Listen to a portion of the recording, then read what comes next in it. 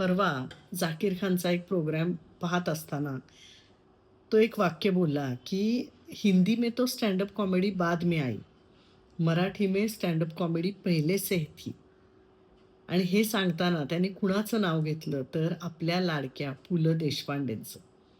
मी सुद्धा माझ्या मुलांना नेहमी म्हणत असते, आता तुम्हाला स्टँड कॉमेडीचं इतकं कौतुक वाटतंय, आता त्याला एवढा डिमांड आहे, हाऊसफुल शोज असतात, आवर्जून तुम्ही जाता, पाहता.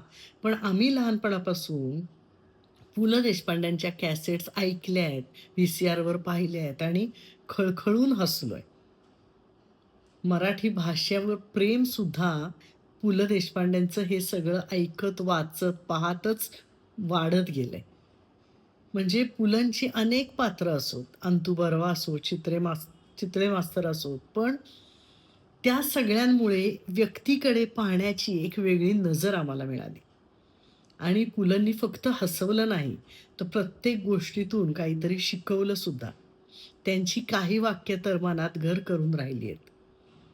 जसं रोजचाच दिवस गोड व्हावा असा प्रयत्न करावा. कारण शेवटचा दिवस कोणता आहे हे आपल्याला माहीत नसतं. तसंच स्मृतीची पानं चाळायला डोळ्यातलं पाणीच लागतं. मग त्या आठवणी सुखाच्या असोत किंवा दुःखाच्या.